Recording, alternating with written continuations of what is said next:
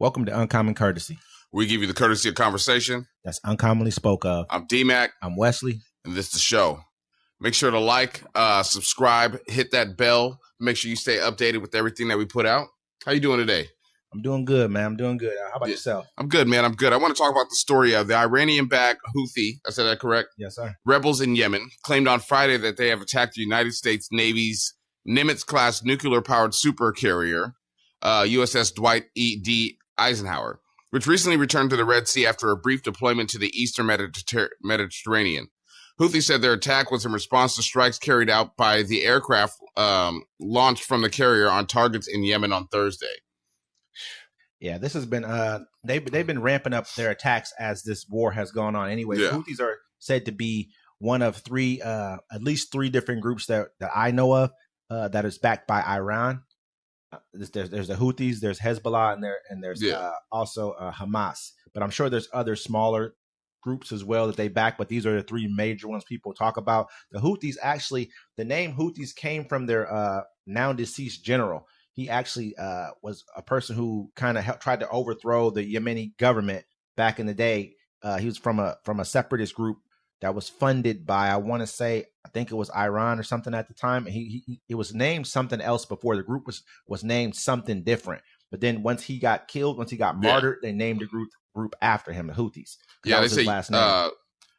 Yahya Saree, the military spokesman, said in a statement that the media that 16 people were killed and 41 others, including civilians, have been injured in the attacks that the U.S. has been taking out on them personally. So that's why they've been attacking these ships in the ocean. But for a long time. You know, these American ships, no one's reporting on it.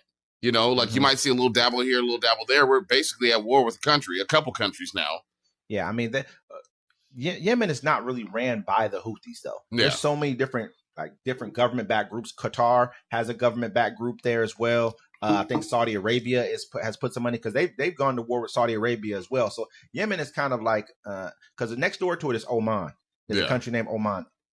Yemen, if they had a structured government there, maybe like some kind of a monarchy or something, it wouldn't be this way. But back in the day, they were a little bit, I won't say better off, but they've been through so much like civil strife, and there's been so many countries are putting money into different separatist groups. Yeah, that it just hasn't really. Oman, very next door to them, has less natural gas reserves, has less oil, has less people, everything. But they're doing better than what they are. They actually have a kind of a functioning government there. But over here, it's basically, I think they're looking at that as like that choke point right there. That's right off the. I'm not sure what strait that is or what where they bring all the supplies to Israel.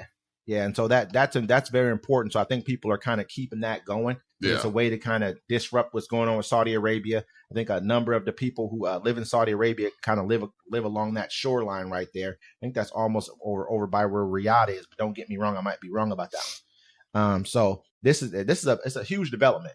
They actually have hit one of our ships. This is not something that normally happens. I think the USS Cole was bombed in that same area. Am I correct? Maybe, I think so. I know they've been shooting missiles at them for a while, and then I mean, they've been shooting firearms back and forth between each other, which is it's a wild thing that like the news doesn't press on this anymore or talk about it.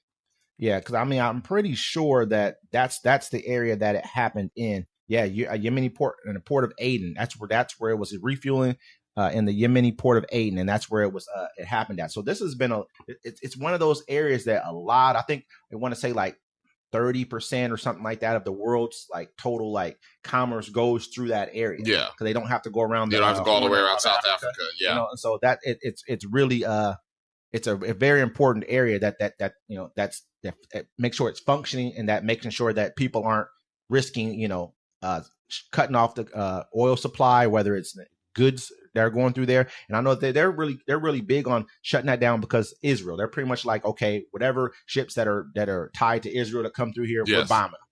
And so, I mean, it is what it is. In America and in the UK, we're going to come to their rescue as soon as we possibly can. And going to their rescue is actually going to cause us to be in more conflicts, which is just a wild situation going on right now there. And, shout out to everybody on the Nimitz. I know a couple of them sailors. I hope you guys stay safe out here.